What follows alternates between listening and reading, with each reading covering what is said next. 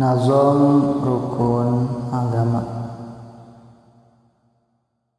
Ari rukuna agama eta tilu sadayana, hiji Islam, dua iman, ihsan anu katiluna.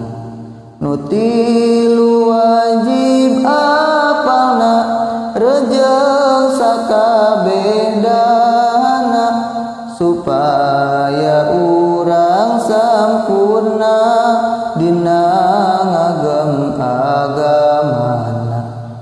Henteu cukup ku apalna, tapi kudu jeung amalna, sabab kanyaho teu diamalkeun kaya tangkal teu buahan. Atuh mun hayang bagjana di dunya jeung akhiratna, wajib urang ngamalkeunana di